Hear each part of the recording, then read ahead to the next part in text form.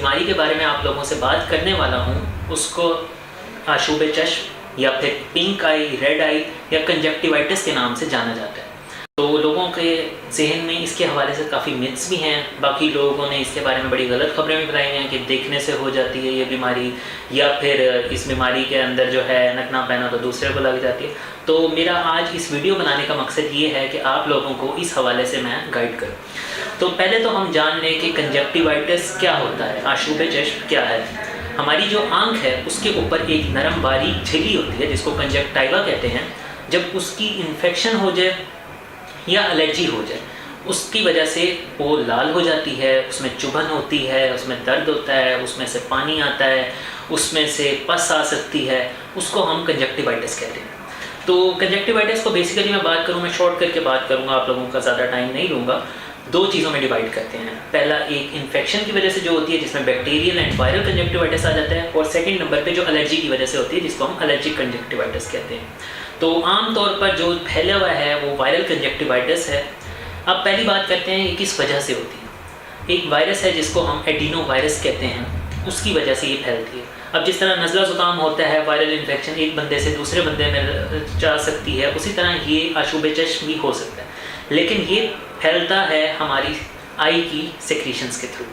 आँखों में लगाया हुआ हाथ, ऐसा बंदा जिसको आशूब चश्म है उसने अपनी आंखों पे हाथ लगाया, वो हाथ किसी और को लगाया और उसने वो हाथ अपनी आंखों तक में लगाया, तो तब जाके वायरस ट्रांसमिट होगा, देखने से नहीं होगा। ठीक है। सेकंड चीज़ ये कि तौलिया जो इस्तेमाल कर रहे हैं, ठीक है, जो सेम ऐनक वगैरह या फिर इसके अलावा मेकअप के लिए जो चीज़ें मस्कारा वगैरह इस्तेमाल कर रहे हैं, अगर वो एक इन्फेक्टेड बंदा वो उसका मस्कारा या फिर उसका जो यूज़ किया हुआ टॉवल है वो कोई और इस्तेमाल करेगा तो इन्फेक्शन फैल सकती है, देखने से नहीं फैलेगी ये इन्फेक्शन। सेकंड बात करते हैं कि इस इन्फेक्शन में होता क्या क्या है।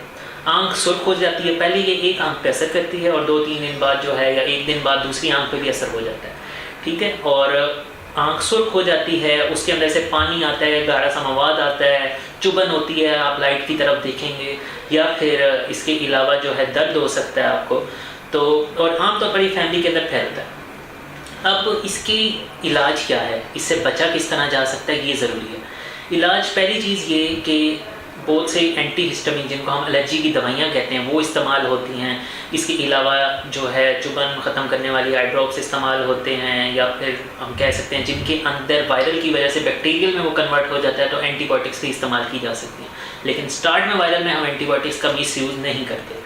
तो इससे बचा इस तरह जा सकता है कि अगर आपके ख़ानदान में या आपके दोस्तों में किसी फ़र्द को आशूब चश्म है तो उसको ये एहतियातें करनी चाहिए। पहला ये कि अपने हाथों आंखों में लगाया हुआ हाथ किसी और के साथ ना मिलाए ताकि वो इन्फेक्शन ट्रांसमिट ना हो।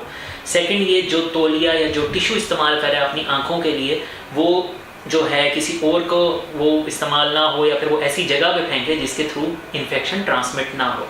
थर्ड चीज़ ये वो अपने लिए आई शेड्स इस्तेमाल कर सकते हैं ताकि बार बार आंखों में हाथ ना मारे, चुभन हो रही है या फिर दर्द हो रहा है। और मज़ीद जो बेडशीट इस्तेमाल कर रहा है, जो तकिया इस्तेमाल कर रहा है जिस पे सो रहा है उस पर कोई और ना सोए तो उसके थ्रू इन्फेक्शन ट्रांसमिट हो सकती है। और मज़ीद बात करें कि ये बीमारी कितने दिनों तक रह सकती है, आमतौर पर 3 से 5 दिनों में इसका ज़्यादा टाइम स्पैन होता है। आहिस्ता आहिस्ता ये 7 to 14 डेज़ में खुद ब खुद ख़त्म हो जाती है। सिम्टम्स को ख़त्म करने के लिए हम साथ में एलर्जी की या दर्द ख़त्म करने वाली, सूजन कम करने वाले आई ड्रॉप्स यूज़ कर सकते हैं जो आपके कोई भी जनरल फिजिशियन आपको देगा। बाकी मज़ीद इंशाल्लाह आप लोगों से गुफ्तगू होती रहेगी। तो मुझे इस टाइम इजाज़त दें। Thank you so much.